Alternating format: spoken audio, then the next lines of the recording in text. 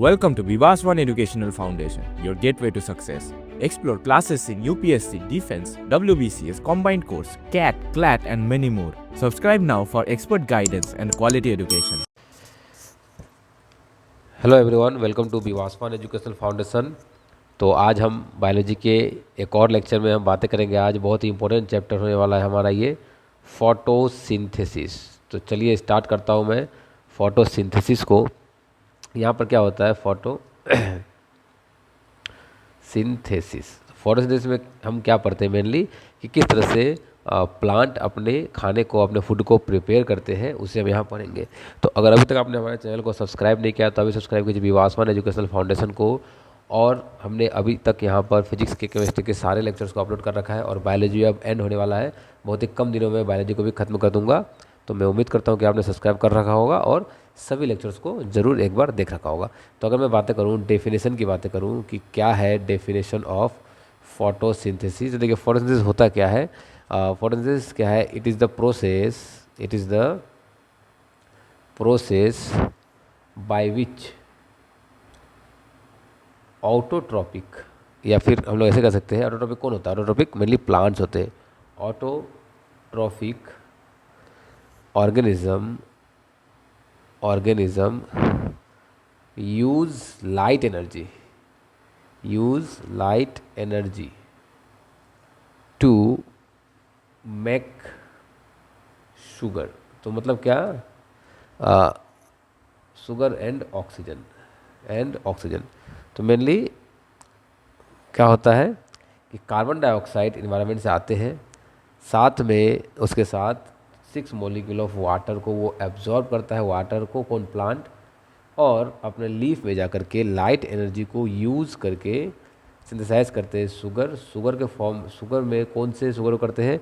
तो ग्लूकोज को सिंथेसाइज करते हैं, जिसका फॉर्मूला होता है C6H12O6 और साथ में 6 मॉलिक्यूल ऑफ ऑक्सीजन गैस, जो बाकी एनिमल्स अपने रेस्पिरेशन में काम में लेते हैं। तो ये जो है फोटोसिंथेसिस का पूरा जो कि प्रोसेस है, मैंने आपको ये बताया।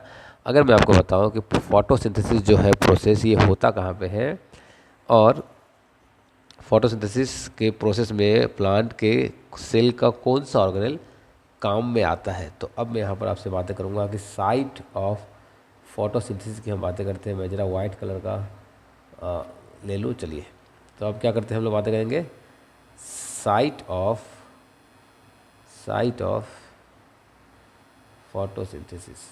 फोटोसिंथेसिस होगा कहाँ? Site of photosynthesis. तो मेनली जो फोटोसिंथेसिस का प्रोसेस है वो कहाँ होता है? वो क्लोरोप्लास्ट में होता है। तो मेनली ग्रीन प्लांट का जो भी ग्रीन पार्ट है वहाँ होता है फोटोसिंथेसिस। जैसे प्लांट में मान लीजिए कि ये जो है लीफ है, तो लीफ में अगर आप लीफ के सेल को एनालाइज करो तो लीफ में एक सेल होता है जिसे कहते हैं मीजोफिल सेल। तो ये अगर लीफ है तो लीफ में एक सेल होता है जिसे हम कहते हैं क्या? Mesophyll cell.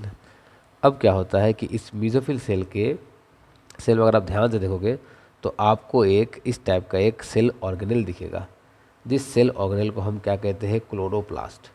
तो क्लोरोप्लास्ट वो पार्ट है जहाँ पर क्या होता है? क्लोरोप्लास्ट वो पार्ट है जहाँ पर फोटोसिंथेसिस का प्रोसेस होता है। तो मैं अभी क्या करता हूँ, आपको क्लोरोप्लास्ट यहाँ पर एक क्लोरोप्लास्ट का डायग्राम बना देता हूँ। मैंने ऑलरेडी क्या करा है, आपको क्लोरोप्लास्ट सेल चैप्टर में पढ़ा रखा है। तो अगर अभी तक आपने हमारे सेल के लेक्चर्स को नहीं देखा है तो आप हमारे सेल के लेक्चर्स को ज़रूर एक बार चेक करिए, क्योंकि वहाँ पर मैंने पूरे क्लोरोप्लास्ट को और बाकी सेल ऑर्गेनेल्स को भी पढ़ा रखा है। तो यहाँ पर मैं क्या करता हूँ, आपको क्लोरोप्लास्ट को समझा देता हूँ कि क्लोरोप्लास्ट में किस तरह से फोटोसिंथेसिस का प्रोसेस होता है।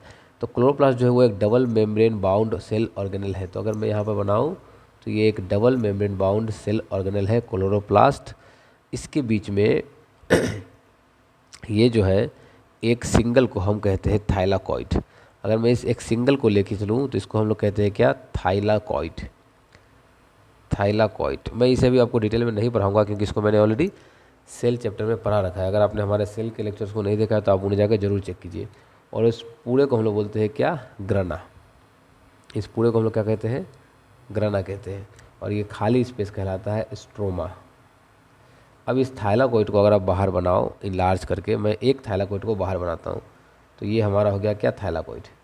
तो ये हमारा हो गया थाइलाकॉइड। अब इस थाइलाकॉइड के दीवारों पे पिगमेंट्स लगे होते हैं, यही पिगमेंट्स होते हैं जो फोटोसिंथेसिस में हेल्प करते हैं। इनके दीवारों पे पिगमेंट लगे होते हैं, इन पिगमेंट को बोला जाता है क्लोरोफिल। इन पिगमेंट्स को बोला जाता है क्लोरोफिल, और यही क्लोरोफिल्स होते हैं जो क्या करते हैं, फोटोसिंथेसिस करते हैं, और इसी से क्या होता है, प्लांट अपने खाने को बना पाते हैं। ठीक है, तो यहाँ तक मैं उम्मीद करता हूँ कि आपको चीज़ें समझ में आ रही होंगी। अगर आपको चीज़ें समझ में आ रही है तो प्लीज़ वीडियो को लाइक करिएगा और चैनल को सब्सक्राइब करिएगा। अब क्लोरोफिल में एक कंपाउंड होता है, एक एलिमेंट होता है जो कि है मैग्नीशियम। तो ये आपसे क्वेश्चन पूछा जाएगा कि क्लोरोफिल में कौन से एलिमेंट पाए जाते हैं, तो क्लोरोफिल में मैग्नीशियम पाया जाता है। होता क्या है कि फोटोसिंथेसिस के में होता क्या है कि मान लीजिए ये क्लोरोफिल है, तो इसमें सबसे पहले क्या आएगा, लाइट एनर्जी आएंगे, डिफरेंट डिफरेंट वेवलेंथ के लाइट एनर्जी आएंगे, जिसमें से जो मेन फोटोसिंथेसिस के लिए जो फेमस जो वेवलेंथ है वो है 420 टू 600 नैनोमीटर। तो इसके बीच वाले जो वेवलेंथ के लाइट होते हैं उनमें फोटोसिंथेसिस बहुत ही बेहतरीन हो पाता है।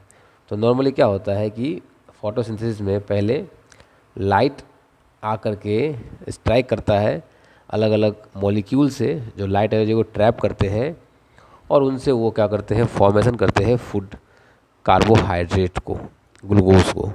तो अगर मैं आपको बताऊं तो मेनली जो फोटोसिंथेसिस होता है, अगर मैं इसको डिटेल में एनालाइज करूं, बताऊं आपको, तो फोटोसिंथेसिस मेनली दो पार्ट में डिवाइड होते हैं, दो पार्ट में ये डिवाइड होते हैं। एक होता है हमारा light dependent photosynthesis, light dependent जो लाइट पे डिपेंड करेगा, और एक होता है लाइट इंडिपेंडेंट जो लाइट पे डिपेंड डायरेक्टली तो नहीं करेगा, मगर कहीं ना कहीं लाइट के जो प्रोडक्ट्स होते हैं उन पे ये डिपेंड जरूर करेंगे। तो एक होता है लाइट डिपेंडेंट, एक होता है लाइट इंडिपेंडेंट। अगर आप लाइट डिपेंडेंट की बातें करो तो फर्दर ये इसमें और बाइफर्केशंस देखने को मिलते हैं, जिसमें से एक होता है साइक्लिक फोटोफॉस्फोराइलेशन, साइक्लिक फोटोफॉस्फोराइलेशन, और एक होता है नॉन साइक्लिक फोटोफॉस्फोराइलेशन। तो एक होता है हमारा क्या, साइक्लिक फोटोफॉस्फोराइलेशन, और एक होता है नॉन साइक्लिक फोटोफॉस्फोराइलेशन। ठीक है, ये कहाँ होते हैं, ये सभी कुछ थाइलाकॉइड में होते हैं। तो जो लाइट डिपेंडेंट रिएक्शन होता है, यहाँ पर कुछ चीज़ों को अच्छे से समझिए बातों को। जो लाइट डिपेंडेंट रिएक्शन है ये पूरा का पूरा थाइलाकॉइड में ही होगा। तो यहाँ मैं बोल सकता हूँ टेक प्लेस इन थाइलाकॉइड। अब थाइलाकॉइड क्या है मैंने आपको ऑलरेडी डिटेल में पढ़ा रखा है, इसमें आपको कन्फ्यूजन नहीं होनी चाहिए। ठीक है, यहाँ पर क्या होता है, मेनली लाइट एनर्जी को हम लोग केमिकल एनर्जी में चेंज कर लेते हैं। अब यहाँ पर अगर मैं साइक्लिक और नॉन साइक्लिक आपको ज़्यादा डिटेल में दिया नहीं गया है, बस आप इसे इतना समझ सकते हो कि ये दो टाइप्स होते हैं। अब आपसे आपके एग्ज़ाम में मेनली ये पूछा जाता है कि वो क्या क्या फैक्टर्स है जो फोटोसिंथेसिस को इन्फ्लुएंस करेगा, फोटोसिंथेसिस को अफेक्ट करेगा। तो यहाँ हम लोग कह सकते हैं फैक्टर अफेक्टिंग फोटोसिंथेसिस। तो फोटोसिंथेसिस को अफेक्ट करने वाले फैक्टर कौन से होते हैं, तो फोटोसिंथेसिस को अफेक्ट करने वाले फैक्टर कौन से होते हैं, तो हम यहाँ क्या कह सकते हैं, फैक्टर अफेक्टिंग फोटोसिंथेसिस। तो जो मेन फैक्टर है वो क्या है, द मेन फैक्टर्स आर, वो जो मेन फैक्टर है वो कौन से है। सबसे पहला फैक्टर है हमारा लाइट का इंटेंसिटी। लाइट की जो इंटेंसिटी होती है ये बहुत ही बड़ा रोल प्ले करता है फोटोसिंथेसिस में। लाइट की वेवलेंथ भी बहुत ही एक अच्छी खासी रोल कहीं ना कहीं निभाती है किसमें, लाइट फोटो सिंथेसिस में। तो वेवलेंथ क्योंकि मैंने आपको बोला कि 420 से लगभग 680 के आसपास का वेवलेंथ में ही फोटोसिंथेसिस अच्छा हो पाता है। कार्बन डाइऑक्साइड का कंसंट्रेशन, अगर बहुत ज़्यादा कार्बन डाइऑक्साइड है तो ये काम अच्छे से नहीं हो पाएगा, फोटोसिंथेसिस अच्छे से नहीं हो पाएगा, क्योंकि कार्बन डाइऑक्साइड का कंसंट्रेशन एक बहुत ही वाइटल रोल प्ले करता है फोटोसिंथेसिस में। टेम्परेचर भी ऑप्टिमम होनी चाहिए। ऐसा नहीं है कि टेम्परेचर बहुत ज़्यादा हो तो फोटोसिंथेसिस अच्छा होगा या बहुत कम भी हो तो अच्छा होगा, एक ऑप्टिमम टेम्परेचर रेंज होना चाहिए। नेक्स्ट, वाटर की सप्लाई, रेगुलर वाटर सप्लाई होनी चाहिए, वरना फोटोसिंथेसिस ठीक से नहीं हो पाएगा। और पत्तों में क्लोरोफिल भी होनी चाहिए। अगर क्लोरोफिल नहीं है तो फोटोसिंथेसिस करने के लिए जगह की कमी है, ऐसा आप कह सकते हो। तो कहीं ना कहीं क्लोरोफिल भी एक बहुत ही वाइटल रोल प्ले कर जाता है। और पोल्यूशन कम होना चाहिए, ज़्यादा पोल्यूशन में भी फोटोसिंथेसिस ठीक से नहीं हो पाता है। तो ये कुछ फैक्टर है जिन पे कहीं ना कहीं फोटोसिंथेसिस हमारा डिपेंड करता है। तो इन फैक्टर्स को समझने वाली बातें हैं कि किन किन फैक्टर्स पे, अगर आप मेनली एग्जाम में जो क्वेश्चन पूछे जाते हैं वो इसी टाइप के होते हैं कि वो कौन से फैक्टर है जिन पे फोटोसिंथेसिस डिपेंड करता है। देखिए, बायोलॉजी को लगभग लगभग हमने ख़त्म कर ही लिया है। अब बायोलॉजी में कुछ ही चैप्टर्स है जिनको हमें कंप्लीट करना है, और मैं आपको उसे डिटेल में बता दूंगा, तो आपको भी बहुत ज़्यादा बेनिफिट इससे होने वाला है। अब मैं क्या करता हूँ, आपको एक दो क्वेश्चंस बताता हूँ जो कि लास्ट ईयर एनडीए एग्ज़ाम में पूछे जा चुके हैं फोटोसिंथेसिस चैप्टर से। तो उसके बाद फिर मैं कुछ और भी टॉपिक्स हैं इनमें जिनमें हम बातें करेंगे। वैसे फोटोसिंथेसिस कहीं ना कहीं काम में तो आता है, मगर बहुत ज़्यादा भी क्वेश्चन इससे नहीं पूछे जाते। जो क्वेश्चन की संख्या होती है वो लिमिटेड होती है। तो यहाँ पर 2015 में क्वेश्चन पूछा गया था, वो क्या था, क्वेश्चन था in plants which of the following gases, which of the following gases which of the following gases release during photosynthesis time, during photosynthesis. ऐसा एक क्वेश्चन था 2015 के फेज़ 1 में पूछा गया था। और इसमें ऑप्शंस जो हमारे थे, ऑप्शन ए था कार्बन डाइऑक्साइड, ऑप्शन बी था ऑक्सीजन, ऑप्शन सी हाइड्रोजन, और ऑप्शन डी हमारा था मीथेन CH4। तो अभी अभी मैंने आपको बताया, क्या बताया कि जो फोटोसिंथेसिस का प्रोसेस वो क्या होता है, कार्बन डाइऑक्साइड गैस को लेते हैं साथ में पानी, ठीक है, और इसको लाइट एनर्जी के प्रेजेंस में हम क्या करते हैं, C6H12O6 मतलब ग्लूकोज, और साथ ही साथ 6 मॉलिक्यूल ऑफ ऑक्सीजन को भी हम लोग बना लेते हैं। तो कौन से गैस यहाँ पर रिलीज़ हो रहे हैं फोटोसिंथेसिस के टाइम में, तो ऑक्सीजन गैस रिलीज़ होता है फोटोसिंथेसिस के टाइम में, मगर जो रेस्पिरेशन है उसमें बिल्कुल उल्टा होता है। तो एनिमल कौन से गैस को इंटेक करते हैं रेस्पिरेशन टाइम में, प्लांट कौन से गैस को इंटेक करते हैं, इसके ऊपर मैंने एक शॉर्ट वीडियो अपलोड कर रखा है जो कि बहुत ही कन्फ्यूजिंग और मैक्सिमम लोग यहाँ पर गलतियाँ करते हैं उनको मैंने क्लियर करवाया है। तो उन वीडियोज़ को भी आप देखिएगा, बहुत ही बेनिफिशियल, बहुत ही नॉलेजेबल वीडियोज़ होते हैं वो सभी, तो उन्हें जरूर देखिएगा। एक और क्वेश्चन पूछा गया था 2023 में, which one of the following is not the requirement of photosynthesis, इसमें से किसकी ज़रूरत नहीं होती है फोटोसिंथेसिस के लिए। मैं डायरेक्टली क्वेश्चन आपको मैंने बोल दिया है, अच्छा मैं क्वेश्चन लिख देता हूँ। एक और क्वेश्चन है, which of the following is not required for photosynthesis,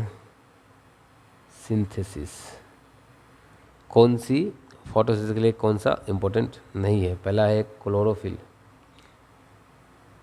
दूसरा है हमारा ऑप्शन कार्बन डाइऑक्साइड, वाटर और ऑक्सीजन। इनमें से किसकी ज़रूरत हमें नहीं पड़ती है।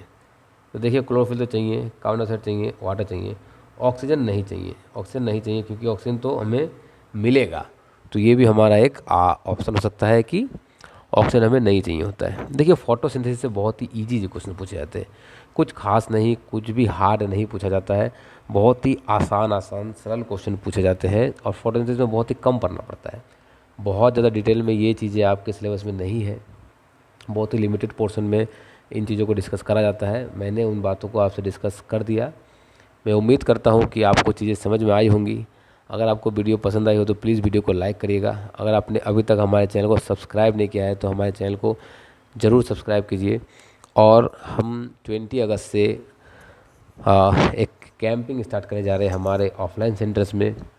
अगर आप नॉर्थ बंगाल या उसके आसपास कहीं रहते हैं तो आप हमारे टीम से इस नंबर पर ज़रूर कांटेक्ट करिए और उस कैंप को ज्वाइन करिए, क्योंकि ऐसे कैंप ज्वाइन करने से आपको एक कॉम्पिटिटिव इन्वायरमेंट मिलता है, आपको चीज़ों को समझने को मिलता है और आप काफ़ी देर तक अपने दिन का काफ़ी लंबा टाइम टीचर्स के साथ बिताते हो, जिससे कि आपको बहुत ज़्यादा हेल्प होता है आपके exam. Thank you for learning with Vivas One Educational Foundation.